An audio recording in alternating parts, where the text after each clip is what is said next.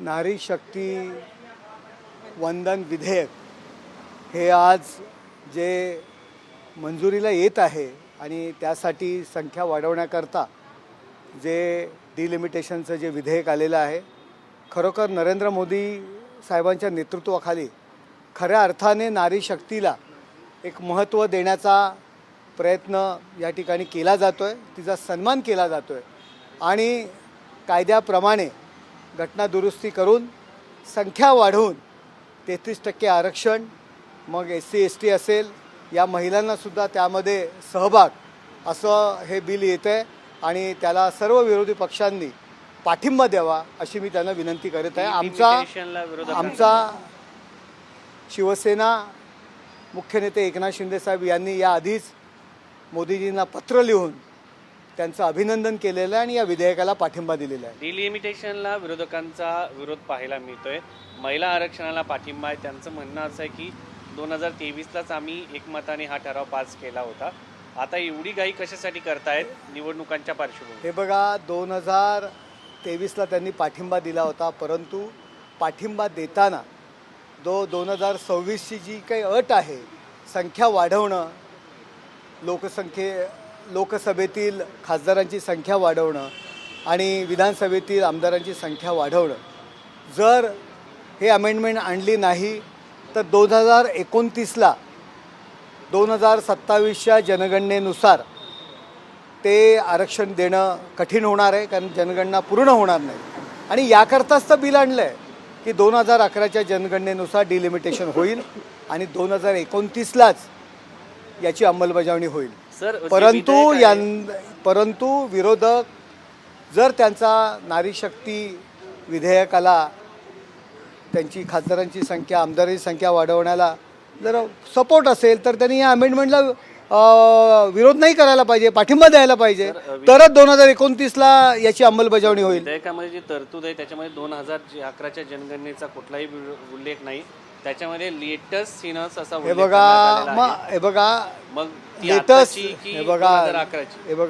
Latest जी काय आहे ती 2011ला जी काही झालेली आहे ती आहे आणि त्यामुळे जो 1971च्या जनगणनेनुसार जी संख्या फ्रीज केलेली आहे लोकसभेमध्ये आणि 2001च्या नियमानुसार विधानसभेमध्ये जी संख्या फ्रीज केलेली आहे ती वाढवणं गरजेचं आहे, त्याकरता या जनगणनेचा आधार घेणं गरजेचं आहे। याला जोडून की उद्धव ठाकरेंच्या पक्षाकडून अजूनपर्यंत व्हीप निघू शकलेला नाही, शरद पवारांच्या पक्षाने व्हीप काढलाय पण विरोधात मतदान करायचं की समर्थनार्थ याचा उल्लेख व्हीप मध्ये नाहीये। हे बघा,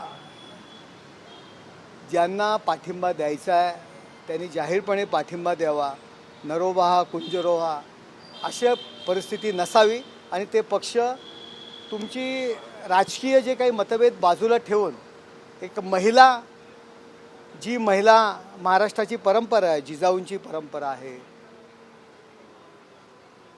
सावित्रीबाईंची परंपरा आहे, अशी जी काही परंपरा आहे त्या परंपरेला अनुसरून महिलांचा सन्मान वाढण्याकरता या विधेयकाला पाठिंबा द्यावा। काँग्रेसच्या भीतीमुळे होत नाही का?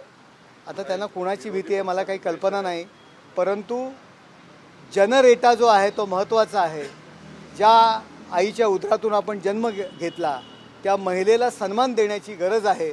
मग त्याकरता काँग्रेस असेल, समाजवादी असेल, आणखी कोण असेल विरोध करतायत, त्याला न जुमानता या विधेयकाला त्यांनी पाठिंबा द्यावा। ठाकरे यांनी सांगितलं की ममता बॅनर्जी यांना समजावण्याची जबाबदारी मी घेतो आणि त्यांचे खासदार दिल्लीमध्ये येतील, मतदान करतील यासाठी जबाबदारी घेतो। परंतु कालपासून ममता बॅनर्जी यांनी उद्धव ठाकरेंचा फोन घेतलेला नाहीये। संजय राऊत यांनी सांगितले की ते दुर्गम भागात प्रचार करतायत त्यामुळे फोन लागू शकले नाही। काय म्हणायचं, ममता बॅनर्जी उद्धव ठाकरेंना सहकार्य करते की नाही? उद्धव ठाकरे यांनी प्रथम स्वतःच्या पक्षातील जी काही मंडळी आहेत त्यांची जबाबदारी घ्यावी आणि नंतर मग देशातील मंडळींची जबाबदारी घेण्याकरता जावं। आधी शाखाप्रमुख जे काही उरले सुरलेले आहेत त्यांची जबाबदारी घ्यावी, ते सोबत राहतात की नाही, आणि नंतर मग देशाच्या राजकारणामध्ये लक्ष घालावं। तुमचा काही रेटा आहे की काही खासदारांची संख्या बिलाच्या बाजूने येण्यासाठी? हे बघा, आम्ही NDAचे घटक पक्ष आहोत आणि NDAच्या विजयाकरते आम्ही प्रयत्नांची पराकाष्ठा करणार। पण काही मग प्रयत्नाच्या पराकाष्ठामध्ये पण तुतारीचे हे बघा, ठाकरेंचे श्रीकांत शिंदे आमचे गटनेते, यांच्यावर आमची जबाबदारी आहे आणि NDAच्या प्रमुख सहयोगी पक्षातील आम्ही घटक आहोत आणि आम्ही आमची कर्तबगारी करणार ना. कर्तबगारी म्हणजे नक्की काय, म्हणजे कळेल तुम्हाला. मस्के साहेब, तुम्ही बोलताना एकदा असं म्हटलं होतं की योग्य वेळ आल्याच्यानंतर योग्य गोष्टी होतील. ऑपरेशनच्या ज्या चर्चा असतात त्याची ही अहो, महिला शक्ती विधेयकासंदर्भात आपण चर्चा करूया. हा विषय पक्षांचा नाही आहे.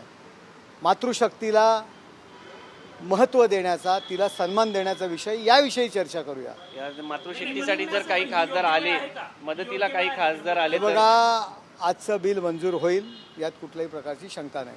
सर, हिंदी में जानना चाहेंगे एकनाथ शिंदे इनके पक्ष की ओर से क्या टेक रहेगा विमेन रिजर्वेशन बिल और डीलिमिटेशन पर? देखो, डीलिमिटेशन और महिला शक्ति जो विधेयक है, मातृशक्ति विधेयक है, महिलाओं को सम्मान देने के लिए लोकसभा में सीट बढ़ाएंगे, विधानसभा में सीट बढ़ाए, ये बिल को माननीय हमारे एकनाथ शिंदे साहब ने मोदी जी का, पंतप्रधान जी का अभिनंदन किया है और उनको हमने समर्थन दे दिया है. सर, सवाल ये आता है कि जिस तरह से कांग्रेस या विरोधक इस चीज़ का विरोध ये कर रहे हैं कि डीलिमिटेशन को लेकर जनता को कहीं ना कहीं फंसाया गया है, एक वेग इन्फॉर्मेशन दी गई. देखो, ये लोग, इनको महिला शक्ति के बारे में जो प्रेम होना चाहिए वो नहीं है, लेकिन लोगों के सामने महिला को विरोध कैसा करने का, तो डीलिमिटेशन को विरोध करने का, ये उनका रवैया है.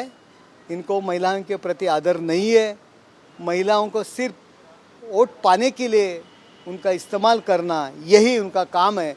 इसीलिए ये समर्थन दे नहीं रही है. सर, उनका विरोध जो है वो महिलाओं को नहीं है. देखो, अगर महिलाओं को सपोर्ट है तो डीलिमिटेशन को, जो रूल्स है, जो घटना है, उसमें बदल होना चाहिए. संख्या कैसी बढ़ेगी, क्योंकि जो उनकी संख्या है वो फ्रीज की है घटना ने, तो घटना में अमेंडमेंट करने के बाद ही संख्या बढ़ने वाली है.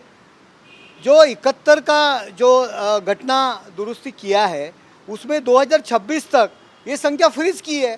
अगर संख्या बढ़ानी होगी तो डीलिमिटेशन करना ही पड़ेगा, वो विधेयक लाना ही पड़ेगा. देखो, जो डिटेल की बात है, जो टेक्निकल बात है, वो कहते नहीं, और इसीलिए उनका विरोध महिला विधेयक को है. मस्के साहेब, राज ठाकरे यांनी खराब प्रकरणावरती विधान केले. ते म्हटले की अशी प्रकरणं राजकारण्यांच्या सोयीसाठी बाहेर येतात, कुणाची तरी बत्ती लावण्यासाठी ठेवणीतले बाण जसे बाहेर काढले जातात तशा या गोष्टी सगळ्या बाहेर काढल्या जातात. हे बघा, सरकार याविषयी वेगवेगळा SIT नेमलेली आहे आणि ते त्याची चौकशी करतायत.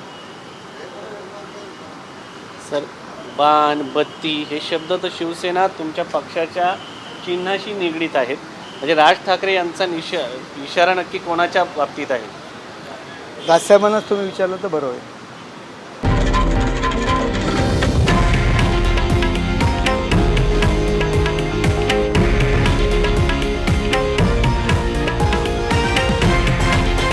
हे आहे देशातील नंबर 1 न्यूज नेटवर्क आणि आपण पाहत आहात TV9 मराठी, एकमेव.